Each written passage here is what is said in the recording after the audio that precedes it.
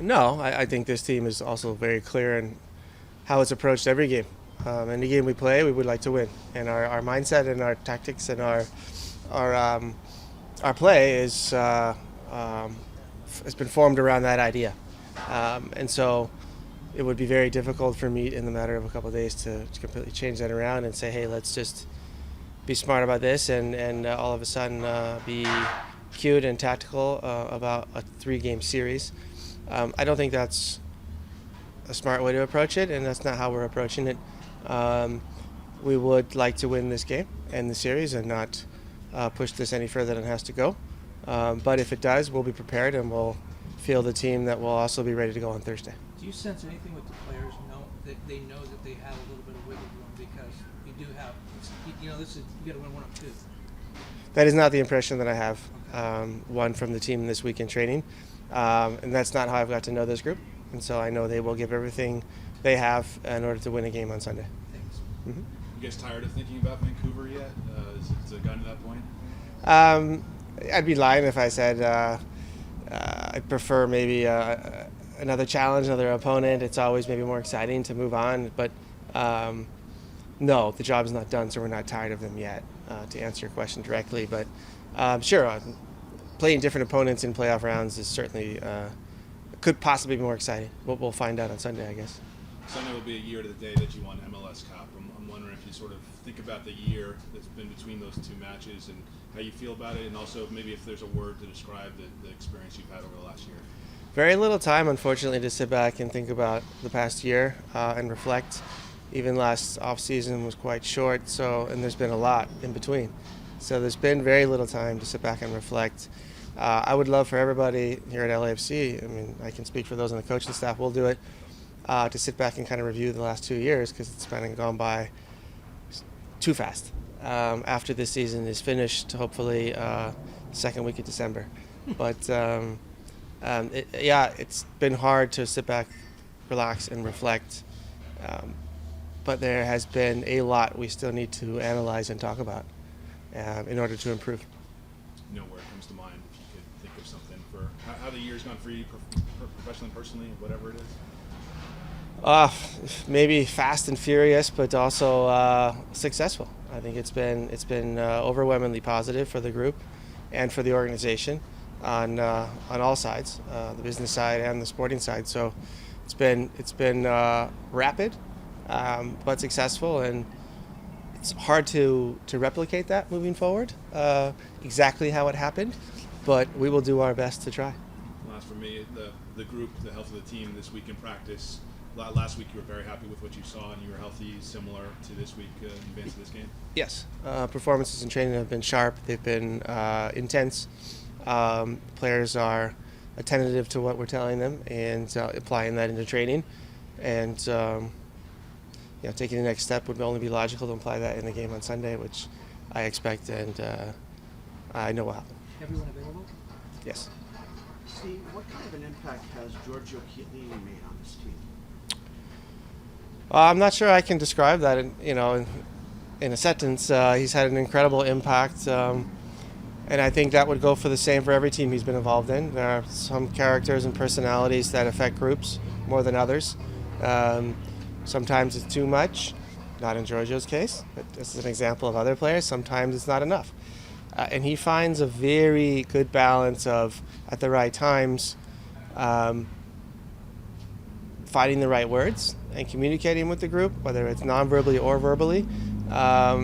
Just a natural-born leader and a presence in the locker room that every team needs, but not every team has. And he's had an incredible effect, hopefully on some younger players as well, and the details of defending and playing at a very high level, because his level is still extremely high, one step ahead of the rest of the group at most times. And if you're a young defender at LAFC, it really is a treat to have him and to watch from him and learn from him, and what goes on behind the scenes in the locker room and on the training field. He's also helping players along.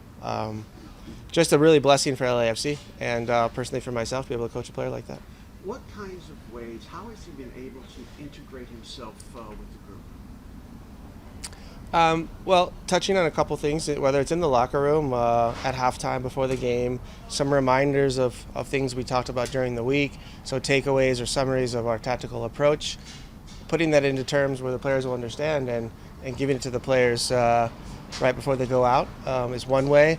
On the training field, through example, setting an example and also verbal reminders of what we're trying to do as a group. Those are the simple ways, but I also think just his presence alone helps the group understand the meaning of the moment, the intensity of the moment, and bringing the right attitude and intensity to training day in and day out. So pure professionalism is also another way he's affected this group.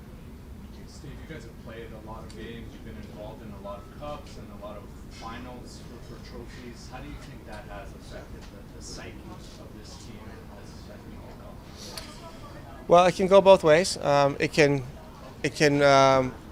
make teams or organizations or people complacent after winning. I don't see that with this group. I still see a hunger in their eyes. And I think for us it has more of a positive effect. We know and they know they can do it because they've done it. And they also know how much work goes into it, and there is a portion of suffering that goes along with any championship run. And from what I can tell you in the locker room and at half times, before the games, after games, on the training field, they're willing to put in the work. And they know what steps they need to take, or we know what steps we need to take in order to win again. But it's a long road until then. But from what I've seen so far, it's been a hungry and ambitious group. Steve, are you planning to play as the first game with 3 forwards or pulling out one to let 2 forwards? And what can you expect from Vancouver? It's hard to recreate yourself in a week, and so Vancouver has been very consistent with the way they've played over the past 10 to 12 weeks. We have as well over the entire season, so I don't expect any big tactical changes from either side. Most of the matches have been fairly close, so I expect more of the same with some subtle differences possibly. The line of your line of pressure, or when you when you press the team and how much you allow them to play, that could change, but that's not going to change really the behaviors and the traits of each team. So I don't expect a whole lot of big changes. Steve, one more from me. After the match, Vandy Sartini said that he thought his team had to be perfect to beat LAFC. Do you see that as an accurate assessment? Does Vancouver have to be perfect to beat you guys? I'm not sure. I'd like to think, from my perspective, and I'm not sure it has to be perfect, but I'm not sure they're in complete control of what happens if we are on our game. So if we're performing to our ability at 100%, then I'm not sure it matters what Vancouver does. Playing for a club like Hannover 96 for your entire career, you understand trying to beat Bayern Munich or Borussia Dortmund, Bayer Leverkusen in their best days is extremely difficult, and it takes more than just a perfect performance. It also takes an off performance by the opponent. But I think, knowing Vanny, what he's saying is if they do what they need to do, we won't be playing to our ability. So one definitely affects the other. But if we can perform like we did the other night, then I think there's a great chance we can win this game. Last question, Max. Go ahead, Max. Thanks, Seth. Hey, Steve. Whitecaps are opening the Upper Bowl for the first time in the history of their MLS tenure. That's got to be pretty exciting. Is that something you think your guys will pump their chest out to be part of that history? Obviously, LAFC is a part of the reason that Upper Bowl is going to be, and the playoffs as well, is going to be filled. Yeah, it's great for both organizations. It means we're making progress, which is what we all want in this league, and hopefully the players on both sides will do their parts and put on a good show. But yeah, it's a great sign.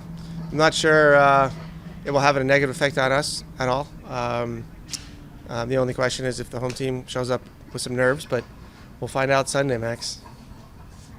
And just a follow-up, Matt Doyle tweeted after the first leg that Ryan Holling said he felt was the best American player never to be called into a USNT camp. But just a few words on how valuable he is to your guys and maybe a guy that perhaps slipped through the cracks when it came to national team call-ups, that that window may be closing, but still a guy that may garner some consideration in that perspective?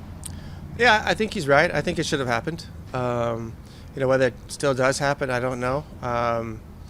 But my recommendation, he would always get if called upon. So, I think it should have happened. I think he's been certainly influential enough, and for those who take the time to get to know Ryan, understand his value within the group as well. So, I think it's overdue. But who knows? Some players make their debuts at the latter stages of their career, so maybe it still does happen.